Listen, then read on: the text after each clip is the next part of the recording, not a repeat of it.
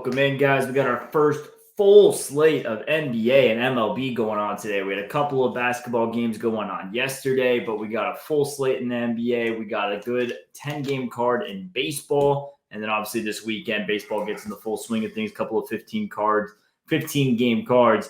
We got a lot of bets today. We got some bets in the top game in baseball. We'll go over that. We got some bets in the bottom of the games in the NBA, so make sure you guys stick around for the full thing. And, John, we're coming off a bit of a crazy day in the first day of baseball. A couple of losers early, but as you guys know, as we talked about yesterday, betting the dogs. We had Red Sox plus 155. That line closed in the 130s, and that was a nice little winner there. Got us a little bit of pennies to be in the green for the day. I'll take being in the green for the day after starting. What were we down? 15-0 at one point, maybe? Yeah, 2 games. Guys, if you don't have the Ganoons, the Bulls, to bet the dogs, bye, see ya. We gave a free bet out yesterday for the Nationals, and as soon as the score came out 7-0, that's when all the guys are going to come chirping. Clue you in. We're going to bet the dogs 90% of the time. The favorites are favorite because they're supposed to win. We're going to get our share of the games as we did yesterday. There's going to be the 7-0 blowouts. The shit's going to happen. It's a long season. It was the first of 162 for 28 of the 30 teams. So we're back to we're at day 2. Nationals, unfortunately, was the free bet, and that was a loser. If you remember, you come up with the Red Sox plus 155, and you get in the green for the day. And that's how it's going to be. I always use the expression, don't be there for the funeral and miss the wedding. No. And so if you just had the free bets, that's what you basically did yesterday. We had 3 bets yesterday. Took a little flyer, a half a unit bet on the Cardinals. And again, we're going to be betting against the Dodgers. It's going to be overlays all year. Yes, I know the Dodgers are the better team. Same philosophy in the Seattle game. Better team, better pitcher. Price was just too high. This is how I've been making money in baseball for over 40 years. So you can come for the ride, or you can go follow somebody that's going to tell you to bet the Dodgers and bet against the A's every single day. That happened to work out yesterday. Tell me how it does by the All-Star break. Other than that, let's get into the swing. We got a 12-game NBA card. I got 2 bets, 10 games in Major League Baseball, which the first bet, we'll give it to you guys, but sorry about the late start. This part of the year is our busiest part of the year.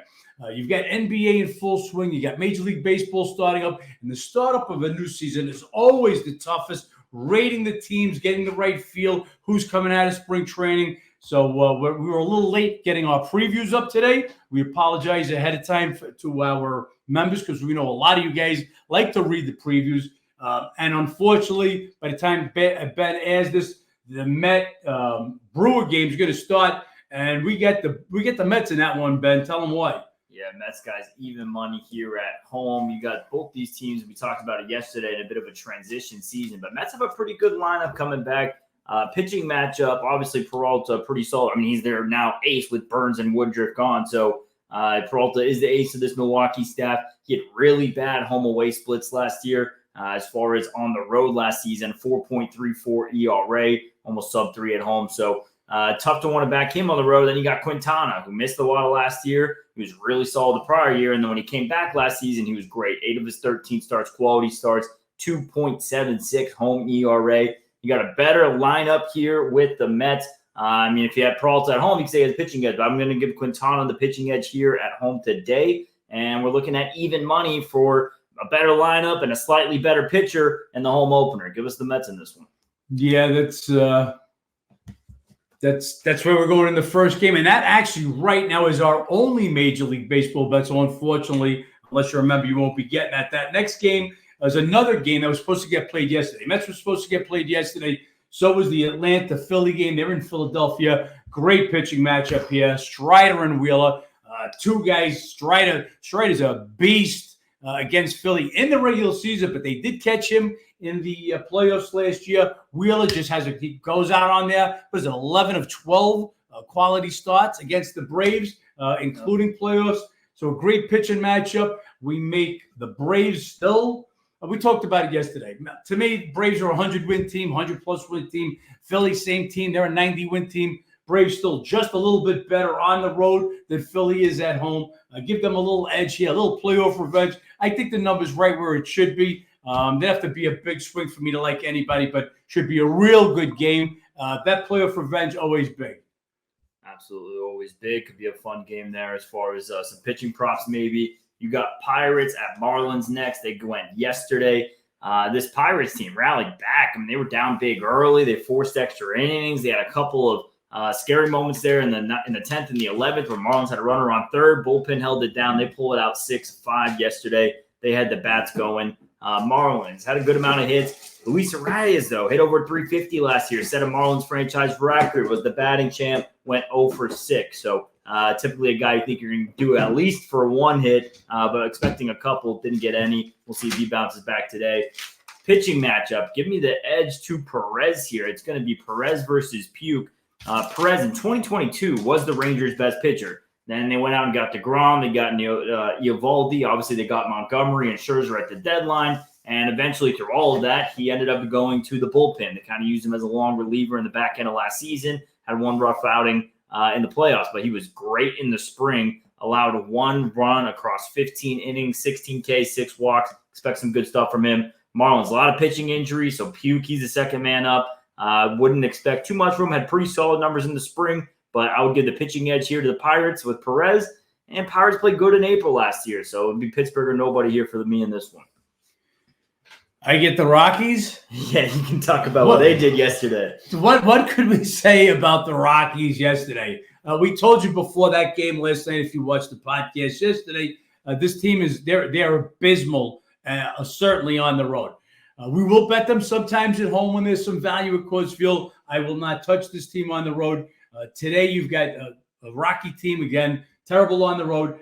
Going up against Kelly, who pitches. He's dynamite. We'll call him elite level at home. Huge number. Nothing to talk about. I'm not taking the Rockies here, nor am I laying 240 with Arizona. So we'll be passing this game as we'll be passing most of the Rockies on the road. Even though there'll be overlays against them. So I'm not in Colorado. What was it? 22 of 81 wins on the road last year. That's a tough number to try and catch and stay above. They had above water.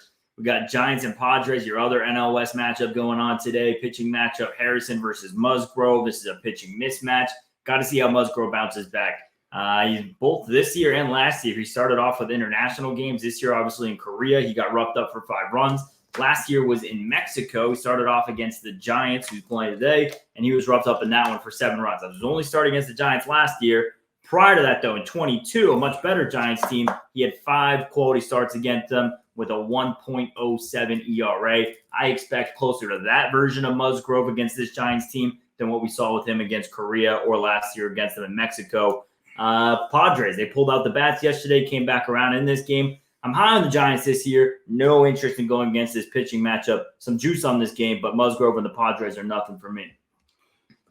We got the Cardinals and Dodgers. We took a little shot with this game yesterday. A couple of reasons. Obviously, the line. A little bit of an overlay as it's going to be every day. But we also felt this Ohtani mess. Going to Korea, coming back, dealing with the accusation. Is he a gambler? Is he an idiot just letting somebody rob him? No. Or is he the greatest guy in the world giving a friend $400 million? Distractions. This is what that's about.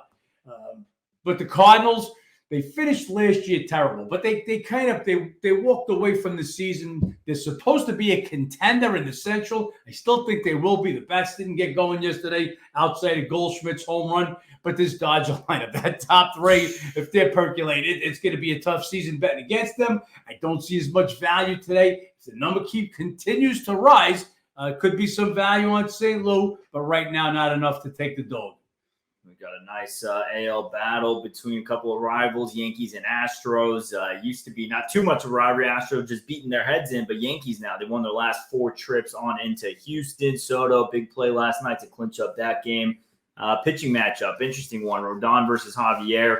Javier is very solid for them last year. He's had some really solid starts against the Yankees. They actually lost both his starts against the Yankees last year. Had a good final spring outing. and Rodon, really the biggest question mark for the Yankees' entire season, especially with Garrett Cole and his injury. They got 2 pitchers, Cortez, who went yesterday, and Rodon, all-stars in 22, up in the top 5 in pitchers in baseball based on stats that season. And then last year, just injury-ridden, both months on the IL. Rodon never looked quite right last year. Did have a couple of starts against the Stros.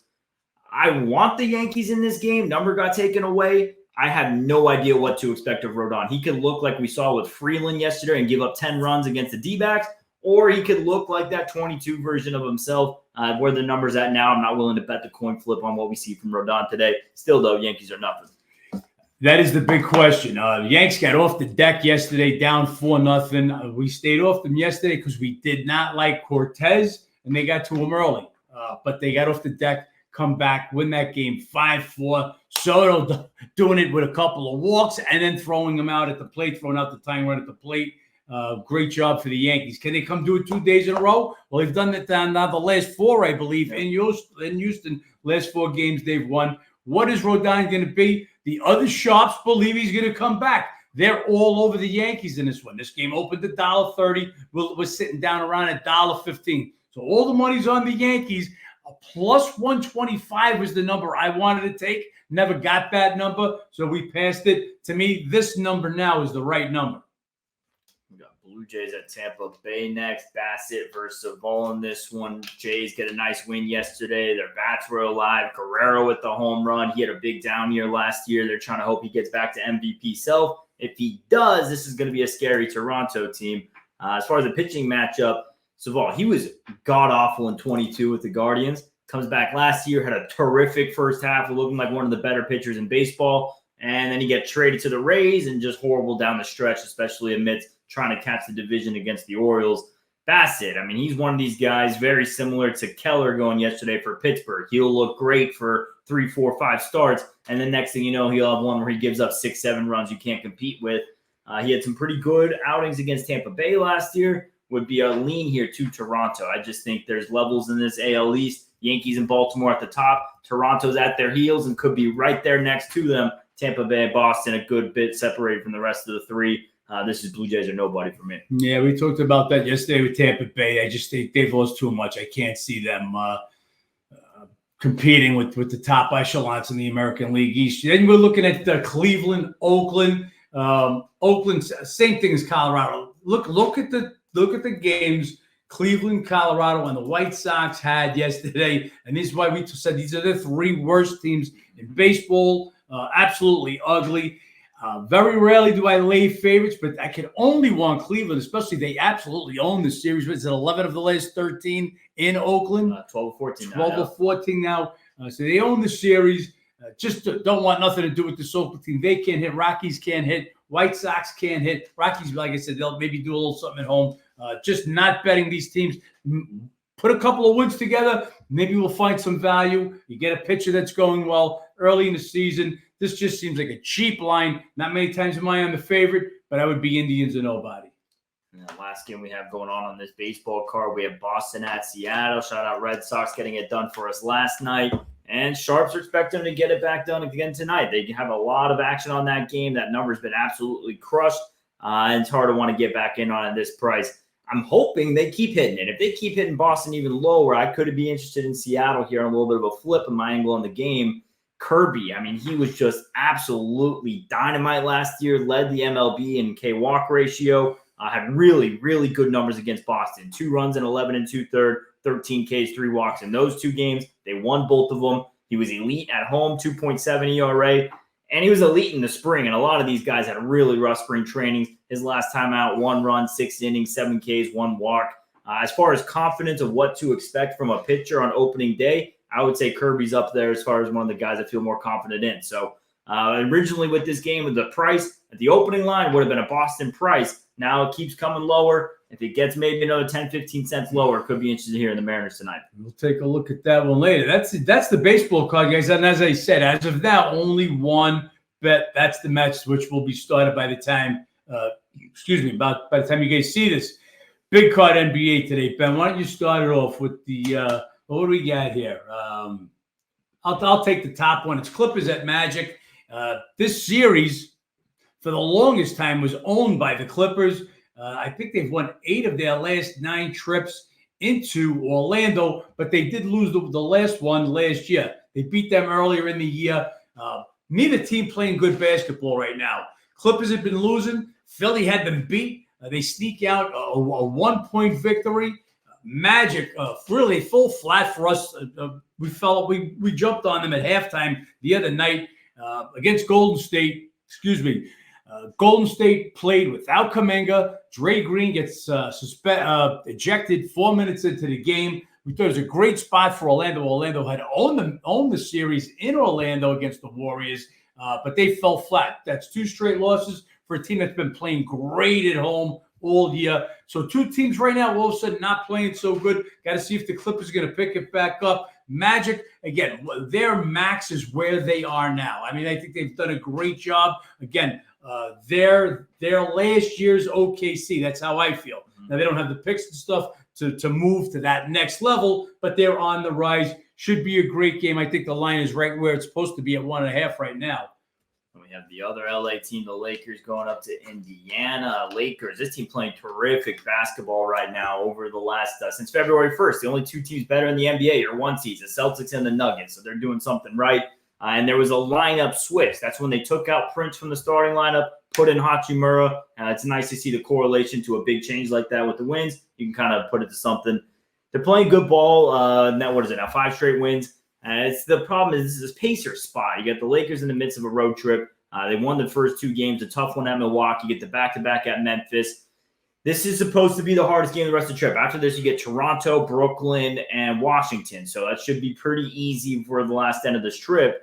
The Pacers, obviously, they had the revenge from last week where the Lakers hung $150 on them, and you have the revenge from earlier this year in the in-season tournament. So spot is all Indiana. With that said, though, Lakers turned it up to a new level last year, and we just had to keep increasing the rating on the Lakers, and it's the other guys stepping up. If you look at this last 5-game stretch, Reeves playing phenomenal, Hachimura playing phenomenal, and D'Angelo Russell. Along that, LeBron and AD are doing what they did. You get those other 3 guys stepping up like they did, and that's how they made the Western Conference Finals last year. So no interest in the Lakers because of the spot, but I will say, not betting Indiana. If Lakers taking up to that next level, we could be a couple of points off on this game, or Vegas could be a couple points off on this lane just because we're not caught up with what the Lakers are. Yeah, Lakers definitely playing good ball, but again, it would have to be Pistons. It would have to be Pacers or nobody for me. They took a tough beat out in LA that last week when we were on them. They lose by 5 in a high-scoring game, 150-145, and that in-season tournament loss. Pacers, they'll look for a win today, but Lakers playing real good ball. I'm not laying the price. I was looking to lay 2.5 tops, not this number. Next game we got Detroit Wash, another garbage game. 2 teams that are out of it. The one stat we will say in this game, Pistons won the last time that they came to Washington. Where's my notes? It was the first time they'd won there in 16 meetings before that. So Wizards had owned the matchup at Detroit. Wizards actually playing a little bit better ball. Yeah. They've won 3 in a row for the first time all year. They'll go for number 4. Actually, I'm sorry. They won 3 in a row. Then they went to play the Nets and lost that at overtime with the Nets. So 3-1 straight up and against the spread their last 4.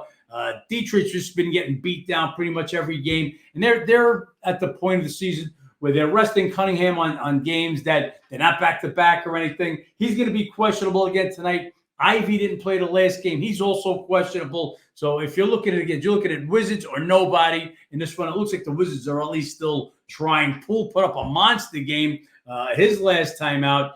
He wants to end the year good because he was playing awful early in the year. We got Warriors at Charlotte. Golden State coming off a big win at Orlando the other night. You guys know that data is dirty as far as the second half bet. Draymond ejected in that one. Kuminga didn't play. We've got a question mark there. Curry didn't have the best shooting game, but started doing more playmaking, obviously, without Draymond. 10 assists in that one. Hornets coming off a big win against Cleveland. We are on the wrong side of the first game of that 2-game set. Of course, Charlotte comes back and looks like a good basketball team, and they get the win in the second one. Can they do it 2 in a row? Trends might suggest they could. They've won the last 4 meetings here against Golden State in Charlotte, 4-0 against the spread. Not really looking to go on this Charlotte team based on how they've been playing. a lot of points for the matchup trends. Just tough to want to back them against a Warriors team who's trying to avoid the Rockets chasing their tails. Definitely tough to go on the Hornets. Before that game against Cleveland, they hadn't broke 100 points in the prior 5 games. That's why I'm looking at the under in this game. Under is 21-14 in the Wanderers, 15 in the Wanderers. In the Warriors, 15 road games. The last 2 games both went under, albeit low-scoring teams playing at Miami and at Orlando. Those games averaging under 200 points each. Hornets last 3 went over, but low overs, averaging at 219.7. 4-0-1 the last 5 meetings between these 2 teams also have gone under an average of 208.6. I'll wait to see where this total goes. For me, I might make a play on the under a nothing for me, and Hornets a nothing for me. Again, we talk about that 12.5 points, meaning so much more in a low-scoring game than a game in the total of 230 to 240s. We got Bulls going on to Brooklyn. Bulls coming off a big win against the Pacers in their last time out. They've been playing pretty good on the road, 9-4, straight up against the spread last 13 road games. And this Nets team just really tough to want to back. They haven't been playing the greatest of basketball. They have been a bit better at home, but they're 2-6 straight up against the spread their last 8. They're coming off that overtime win against the Wizards. This is Bulls or nobody. I'm not really looking to lay this number on the road, but they've been getting it done on the road. And you have a team here who's just in contention a little bit as far as trying to keep home court advantage in the play-in tournament coming up. So it would be Bulls or nothing in my eyes, but a game I'd stay away from.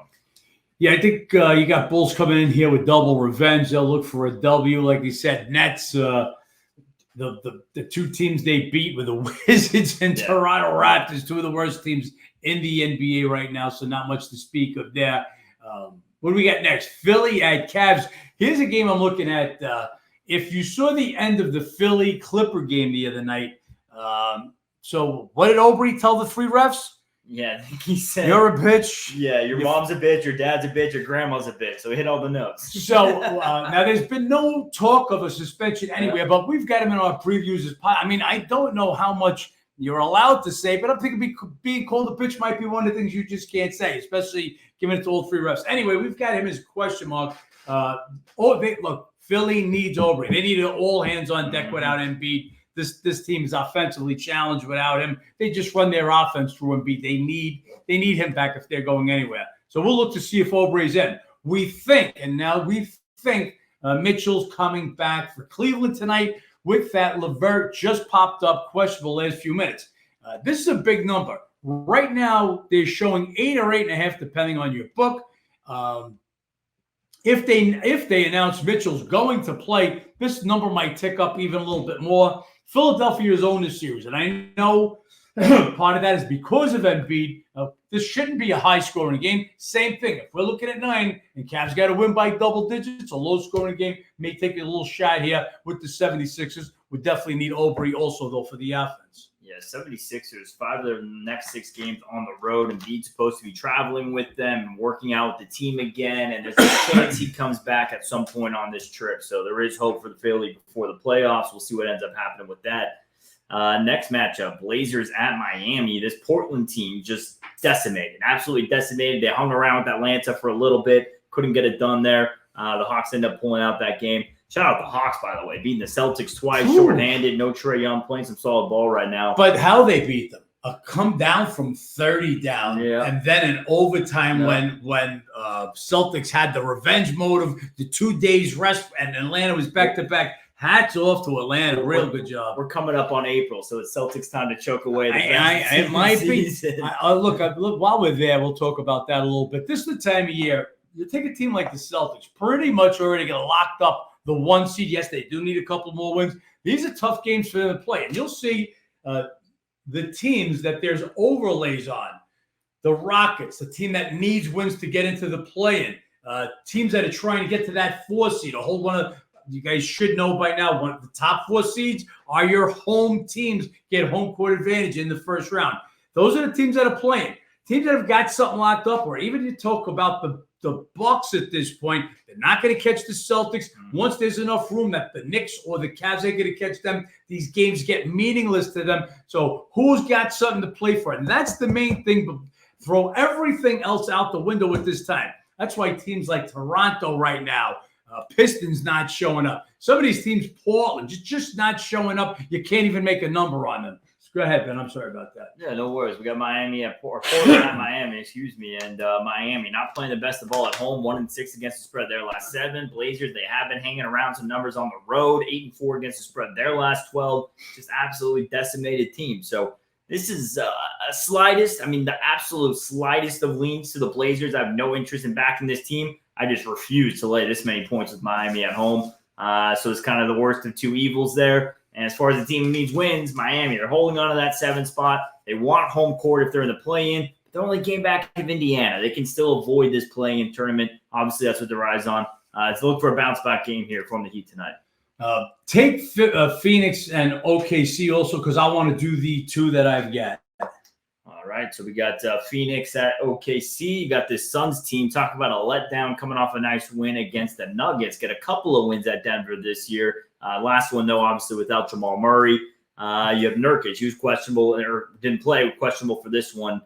This Thunder team coming off an OT loss to the Rockets. What do they have going on today? SGA, he missed. He's doubtful. Have to see what's going on with him. If they actually change him to questionable, they've done that a few times. Got to see what's going on there. As far as the matchup history, Thunder, they got them twice in Phoenix this year, but average of 10 points. Suns, they won 3 or 4 last year. Suns are rolling right now, looking for a little bit of maybe a bounce-back spot, though, for OKC. Don't really have much interest in them without SGA, and they just kind of feel like almost the Memphis Grizzlies or Sacramento Kings from the last couple of seasons. Great young team all season long, got to the back end, the nitty-gritty, and they just have a slow descend and drop-off. So I'm going to be looking to fade them in the playoffs, but without SGA, it might be a bit sooner here. So we get Knicks San Antonio, and Knicks went as high as 10 points on the overnight last night, and that's when we jumped in and took the Spurs. Look, Knicks are playing great basketball. They just get Mitchell Robinson back, who's going to be key for them going down the stretch, especially you're taking a team that's playing phenomenal defense, and their 2 best defenders, Robinson and OG, on the IL. Get these guys back in, and they're going to be playing absolute lockdown ball. That being said, Robinson, expect him to play 18 minutes at the tops while they'll work him in slowly. Knicks playing great. I mean, lights out. This maniac Thibodeau, he's leaving guys in 40 minutes when they're beating teams by 40. This just might be a little break of a game. Knicks go home after this. They've got OKC back at the Garden on Sunday. So maybe just a little bit of a letdown. Again, low-scoring game expected. 10 points. It's more like 15 points in a high-scoring game. San Antonio, 12-6 against the spread since the All-Star break. Playing nice right now. They're one of the bad teams that hasn't given up. Just won their game on the road. Won a game against the Suns before that.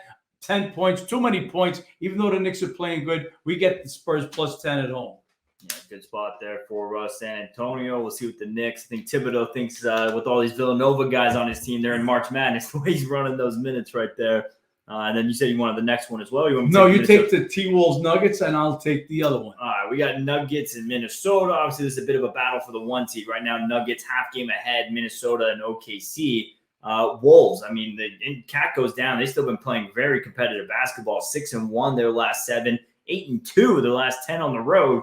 Minnesota, Jamal Murray, he's missed the last 3 games. That hasn't gone well for them. He's questionable. This game to me is Minnesota or nobody. They've had a lot of success in this. No Murray is absolutely huge from this Denver Nuggets team. It takes them from a team that's beating Boston pretty handily at some points during the season, a team that absolutely dominated the Western Conference last year. They were the clear best team in the West. To now, they're just another one of these teams with the Clippers, the Pelicans, the Lakers, Suns, Kings, Dallas.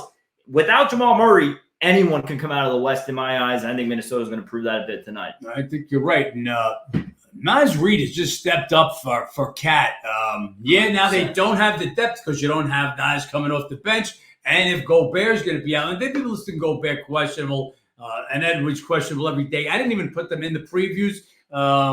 We expect them to play. Gobert and Edwards are not missing the game at Denver, who knocked them out of the playoffs, playing for first place. Myself, my legs would have to be cut off if I wasn't going to play in a game like that. The next game I got, that's why I wanted to do this one, Rockets at Jazz. And Rockets are the hottest team in the NBA right now. Oh, yeah. 10 straight wins. They just go to OKC, get an overtime win there, and that's why I think this is a letdown spot. 10 straight wins, big overtime win at OKC. They go back home to host the Mavs next. The Jazz they'll only play one other team the rest of the schedule that's not a playoff team. That's Portland, their second to last game. They just buried the Jazz by 28 points in Houston last week. I just think here's a game. Utah's been home. Rockets are on the road. They come in with a 10-game winning streak. And I just think after that OKC game, this is the letdown game. I took 7.5 on this game this morning. Now, it turns out Markkanen is now questionable. So that line is ticked up to 8. If Markkanen plays, my line on this game is 3. So I don't care if he doesn't play. I still like the Jazz in this game if he plays. I love this game. The only thing you're not crazy about it. Do the Jazz show up? They're one of the teams that kind of packed it in. Clarkson already ruled out. But this to me, I'm betting against Houston as much as not betting Utah. Yeah, absolute point of a peak on a run, beating the 1 seed in overtime. And then obviously the next game with Dallas Mavericks, who they could be shaping up there in the play-in. That's a team to look at there for Houston. Mavs, they get Sacramento again. This is the second game of a 2-game set. They killed them in this first game. They played 132-96. Shout out to everybody who was with us on that. We had that for our members. And if you tuned in to the Skinny with Joey Merlino, we give it out there as well. Luka, he's questionable in this one. I'm sure he's going to go. He's going to play in this one, too. It's just another question. As he was, that's what they did to him last game. We took the game. We had some guys crying, oh, Luke is out. This is the new NBA. The list guy's questionable, but he played the last game, expecting to play again today. Yeah, for whatever reason, Adam Silver is worried about the off chance someone plays. You need to have him questionable for, but you can have teams like Portland and Memphis sit every guys. Yeah, so I don't know what's up with that. But as far as this game, usually we talk about these 2-game sets, and you're just looking at the home team the other game, the second game. If they lose the first game, I don't feel that way about this game. Sac got them twice in Dallas. Mavs have been excellent on the road.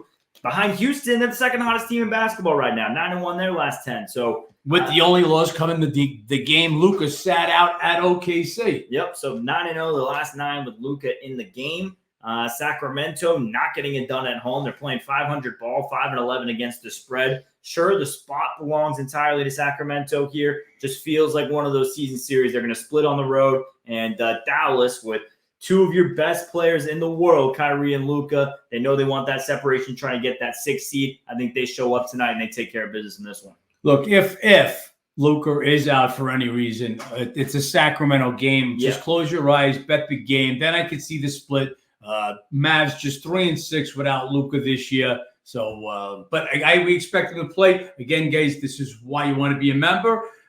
Injury reports, as soon as that guy is announced in or out of questionable, boom, right, the notification comes right to your phone. So we always say this, we're not a tout service. We don't just sell picks. Hey, when guys say sell picks, we are a sports information service. You get a preview on every game. You get my exclusive home and away ratings on every team, MLB, NBA, NFL. Yes, you get our bets at what line we bet them, sometimes up to 36 hours ahead of time, as we bet the Red Sox on, Wednesday night for Thursday. Yep. Then you get our injury updates, and we update the website constantly. There's new information, we get it. The guys that said, well, that wasn't there 2 hours ago. Well, fuck, I know it wasn't there 2 hours ago. We didn't have that information 2 hours ago. But as soon as we get that information, we update the site. So we are a sports information service. For $299 a month, we are the best sports information service. Nobody beats baseball or NBA lines that way we do. How many guys are going to tell you bet this game and a line moves against you? We get closing line value almost every single game in the NBA. We'll do the same with baseball. We took the Red Sox plus 155. As Ben told you, game closed in the 130s. Now, win or lose, we did our job. Yes, we want to win. We want to win them all. Not going to win them all. We're going to beat the line. At the end of the year, you're going to make your money. Make sure you guys go check out the app, Massa Edge, or sign up on massaedge.com if you guys want all this information. So many games going on. We just ran through 22 games for you, and we got a bunch more games coming up this weekend. 30 more baseball games on Saturday and Sunday, and I think it's around 18 or 16 NBA games coming up. You guys want all the information for all that, go to the app, go to the website. And yeah, we got these next couple of weeks heading into NBA playoffs. A lot of games we want to cover for you guys on this podcast. If you guys want us here Monday, Wednesday, Friday, do us a favor, like, comment, subscribe below, help us blow this thing up. Other than that, John, we got a lot of games to get to. Back to work. Let's make some money. Let's make some money.